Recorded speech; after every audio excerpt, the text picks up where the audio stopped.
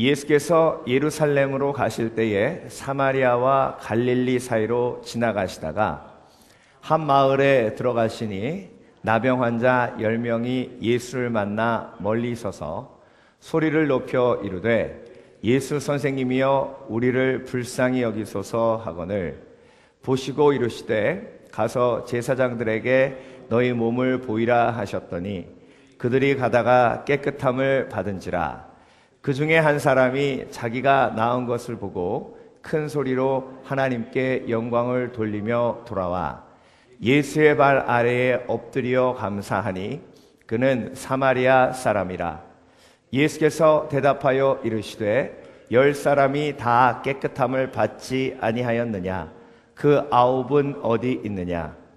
이 이방인 외에는 하나님께 영광을 돌리러 돌아온 자가 없느냐 하시고 그에게 이르시되 일어나 가라 내 믿음이 너를 구원하였느니라 하시더라. 아멘.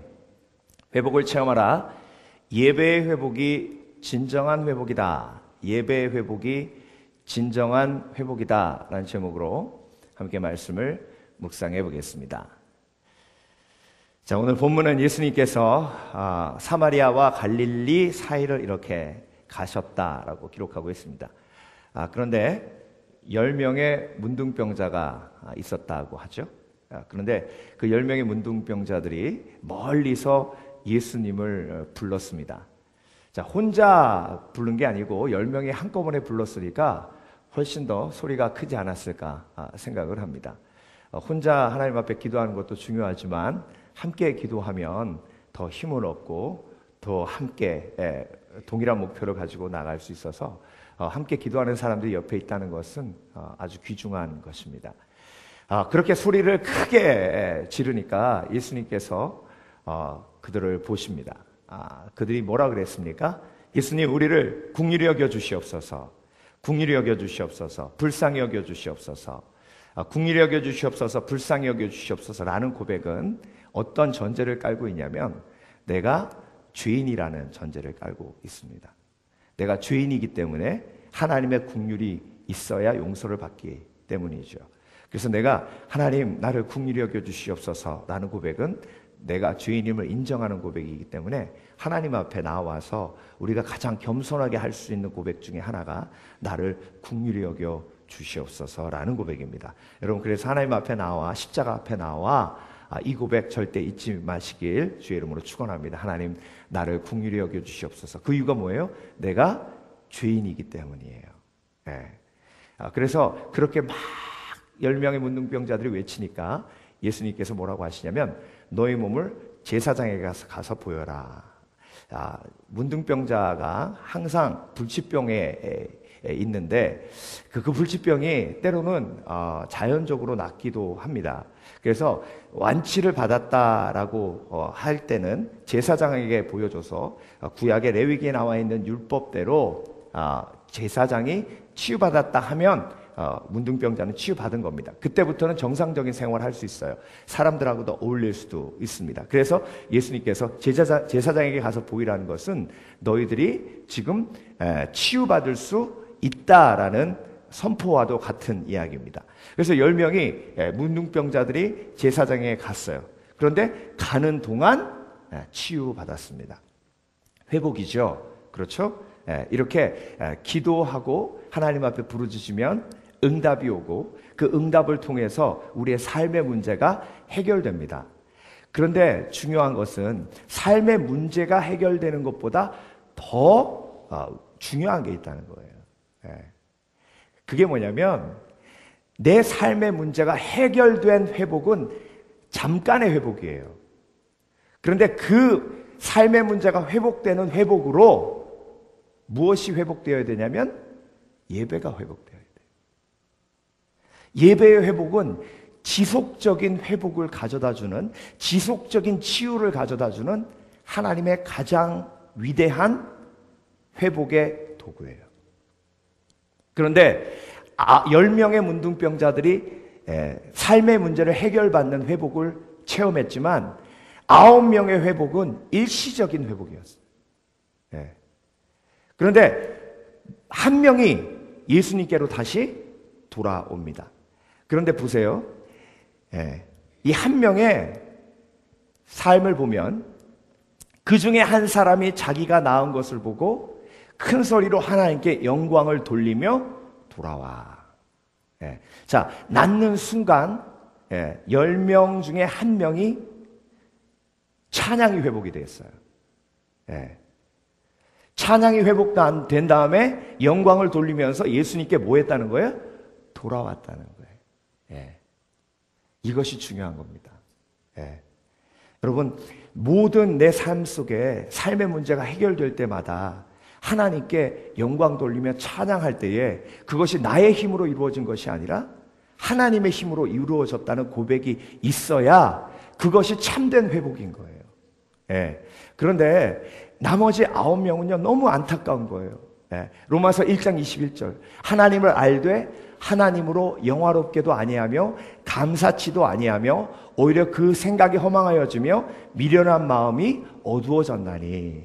이것이 죄 속에 빠진 인류의 모습을 안타까워하시며 통탄하시며 하나님께서 사도 바울을 통해 감동하셔서 우리에게 주신 말씀입니다. 뭘 안 한다고요?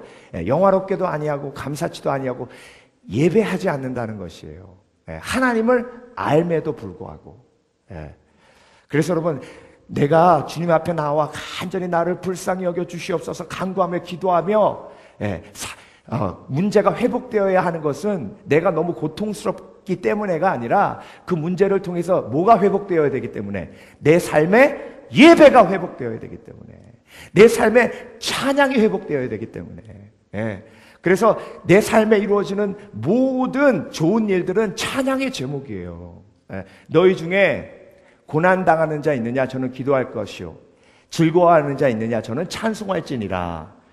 즐거워할 때는 뭐 하라고 하셨죠?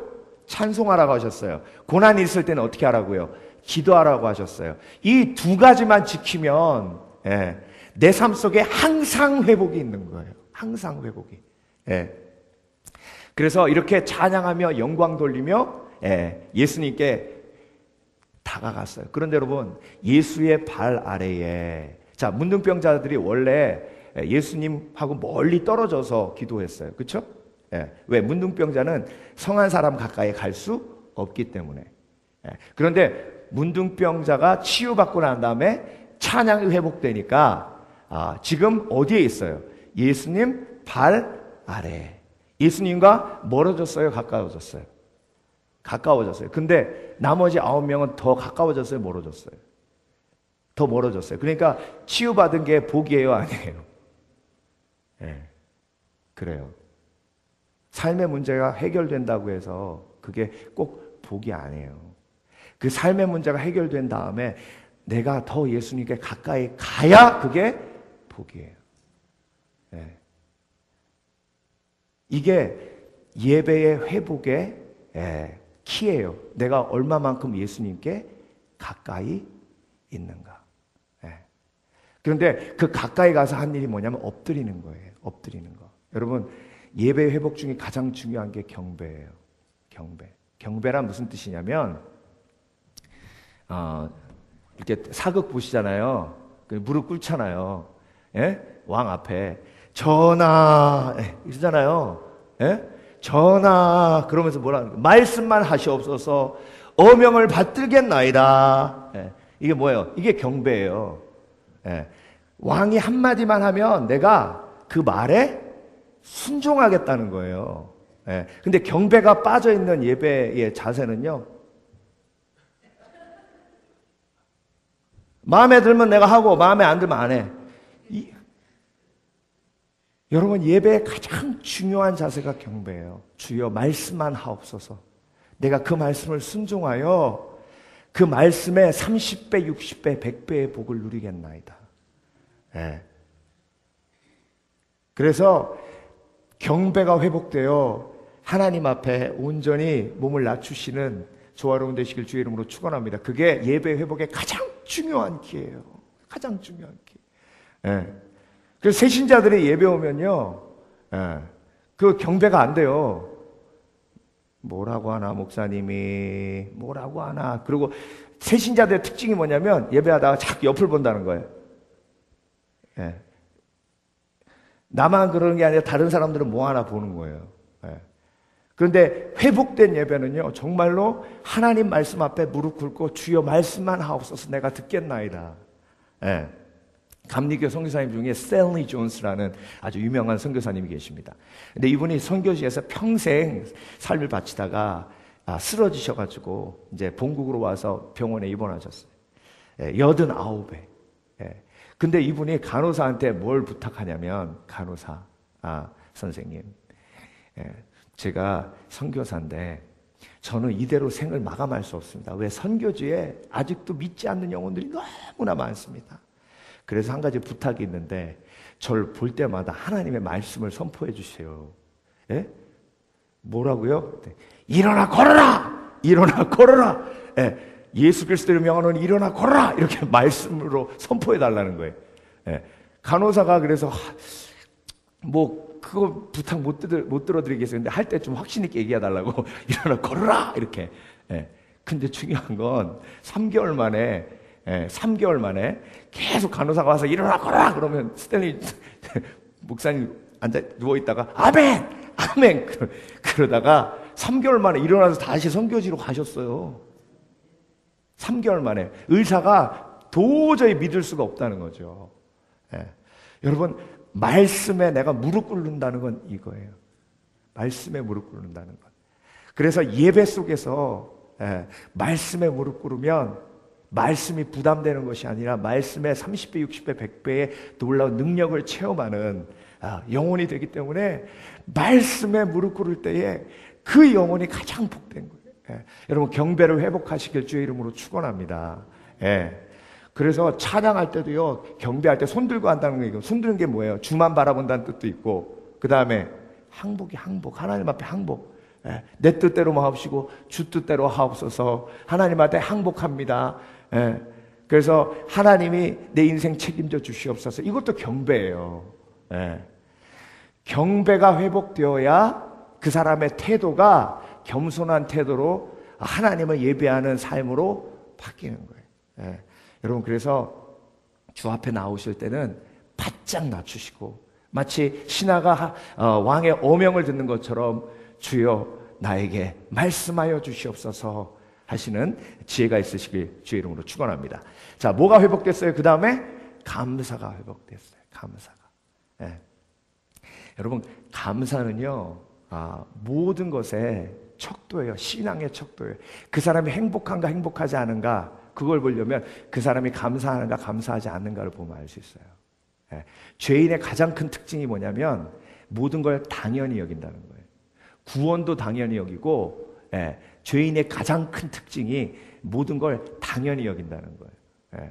그런데 모든 걸 당연히 여기는 그 죄인의 온전치 못한 태도를 깨워주는 것이 감사예요. 감사는 결과가 아니라 시작이라 그랬죠. 성령의 9가지 열매 중에 감사가 없어요. 성령의 9가지 열매 중에 감사가 없다고. 열매는 끝이죠. 결과예요. 그러니까 감사는 열매가 아니에요. 시편 100편에 찬송하며 감사하며 그 궁정에 들어가. 궁정이란 건 뭐예요? 하나님의 임재를 상징하는 성전이에요. 성전 앞으로 들어갈 때, 그 궁정의 뜰 앞으로 들어갈 때 제일 먼저 나오는 게이트가 있는데, 그 게이트를 지날 때 예배를 시작할 때 뭘로 시작하라는 거예요? 찬송하며 감사하며. 그러니까 감사는 시작이에요. 그래서 아름다운 시작은 감사로 시작되는 거고, 감사가 회복된 사람만이 아름다운 시작을 할 수 있는 거예요. 감사가 회복될 때에 그때 내가 예수 그리스도와 가까이 다가갈 수 있는 겁니다. 예배의 회복의 가장 핵심이 감사고요. 감사는 하나님 앞에 내가 누구인가를 알게 하는 가장 중요한 핵심적인 요소예요. 예배에. 그래서 여러분, 오늘도 온전히 감사하셔서 내가 온전한 회복이 날마다 이루어지는 삶이 되시길 바랍니다. 그는 사마리아 사람이라. 사마리아 사람이라. 이게 무슨 얘기냐면요, 하나님이 열방을 구원하실 것이라는 예언을 하시면서 사도행전에도 나와 있고 구약에도 나와 있고 뭐라고 하시냐면 열방을 하나님 품 안으로 인도해 오실 것이다. 열방을 구원하실 것이다 라는 예언을 하시면서 항상 하신 말씀이 뭐냐면 다윗의 장막을 회복할 것이다 라고 말씀하십니다. 다윗의 장막을 회복하실 것이다. 다윗의 장막을 회복하신다는 얘기는 뭐냐면요, 모세의 장막과 다윗의 장막에 차이가 있어요. 다윗의 장막은요, 다윗이 왕 같은 제사장이었기 때문에 리밋이 없어요. 장막 속에서 얼마든지 하나님을 예배할 수 있었습니다. 그리고 다윗의 장막에는 감격적인 찬양과 춤이 있었어요. 음악이 있었고 찬양이 있었어요. 근데 모세의 성막에는 그게 없었어요. 하나님이 모세의 성막을 회복하겠다 하신 게 아니라 누구의 장막을 회복하겠다 하셨다고요? 다윗의 장막을 회복하겠다 하셨어요. 그러니까 다윗의 장막을 회복하는 것이 열방이 구원받는 거예요. 하나님은 예배를 통해서 열방을 구원하시는 거예요. 그것도 그냥 예배가 아니라 감격적인 예배. 감격적인 예배 속에는 감격적인 찬양과 감격적인 경배와 감격적인 감사가 들어있다는 거예요. 여러분, 여러분의 가정이 회복되는 것도 뭐예요? 다윗의 장막이 회복될 때예요. 여러분의 사업장에서 감사가 회복되려면 여러분 사업장에서 예배할 때, 여러분의 사업장 속에서 짜증나던 일들이 감사로 바뀌는 겁니다. 다윗의 장막 속엔 감격적인 예배가 있어요. 감격적인 찬양이 있어요. 그래서 회복된 사람의 가장 중요한 특징 중에 하나가 감격적인 찬양이 있다는 거예요. 찬양하기 싫은 때도 있어요. 노래하기 싫을 때도 있어요. 그때 찬양은 결단해요. 찬양하라 내 영혼아. 찬양하라 내 영혼아. 저는요 찬송인들 몇 년 했는데요, 그렇죠? 그러니까 찬송을 인도하는 사람으로서 보면요, 찬송하기 싫은 사람 많아요. 아이고 피곤해 죽겠는데 왜 박수를 치라 그래? 빨리 하나님 목사님 나오라 그래, 빨리 말씀 듣고 가게. 이런 태도로 오신 분들이 많아요. 그러면서 뭐라 그러시냐면 나는 원래 노래를 안 좋아한대. 찬양은 노래가 아니에요. 영혼을 살리는 하나님의 도구라고. 그래서 성가대가 제일 아멘 소리가 큰 이유가 그거예요. 먼저 와서 1시간 찬양하고 들어오잖아요.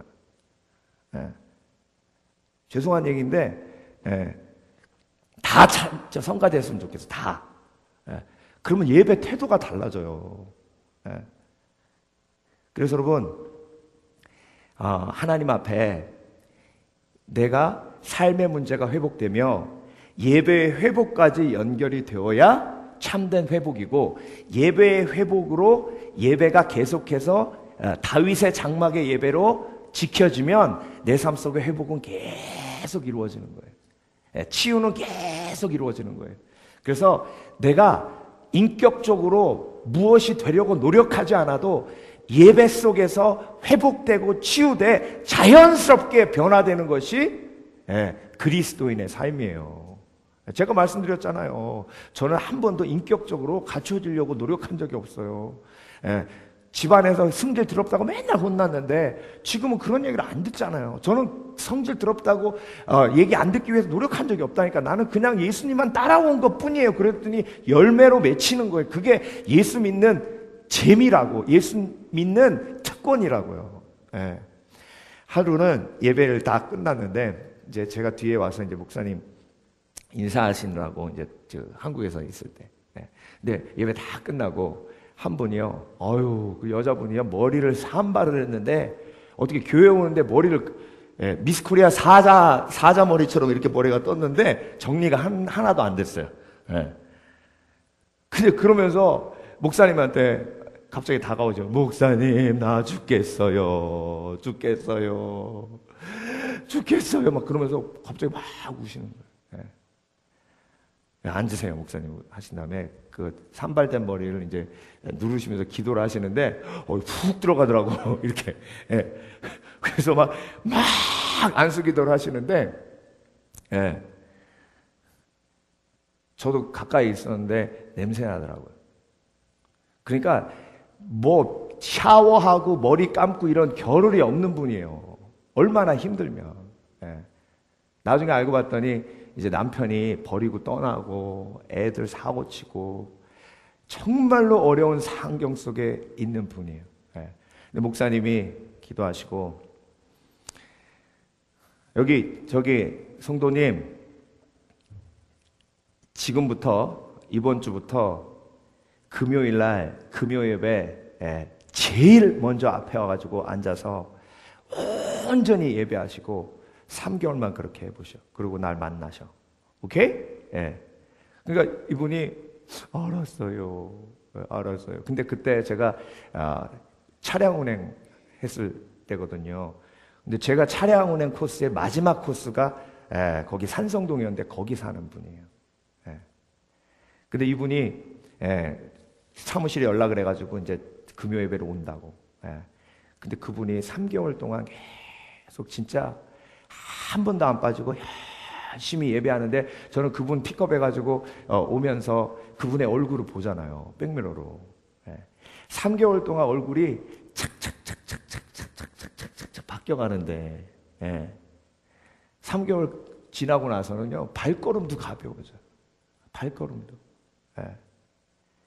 그러면서 그렇게 신앙이 회복되었던 그분이 그 계기를 통해서 예배에 계속 열심히 나오면서 예배가 회복되니까 삶이 조금씩 회복되기 시작하고 자녀들과의 관계가 회복되고 그러니까 저는 차 운전하면서 계속 간증 듣잖아요. 간증. 그래서 여러분 이게 성경의 원리예요. 오늘 문둥병자 이야기 보시잖아요. 그러면서 예수님께서 문둥병자에게 뭐라고 하셨어요? 내 믿음이 너를 구원했다. 그 구원은요, 영생은 예수 그리스도를 아는 거예요. 영생은 천국에서만 맛보는 게 아니에요. 이 땅에서 맛보는 거예요. 예수님과의 교제를 통해서, 예배를 통해서. 여러분, 우리가 19일 동안 회복에 대해서 계속 묵상했어요. 그런데 오늘 내일 우리가 기억해야 될 건 이 회복을 지켜야 되잖아요. 그 회복을 지키는 게 뭐라고요? 예배예요. 그러니까 내 삶의 문제가 예배의 회복으로 이어질 때 그 삶의 문제가 축복이 되고 그리고 그 축복이 된 삶의 문제가 또 생기더라도 이제 더 이상 그것은 삶의 문제가 아니게 되는 것이죠. 주님 품 안에 안기는 그날까지 예배 속에서 날마다 회복되시는 복된 인생 되시길 주의 이름으로 축원합니다.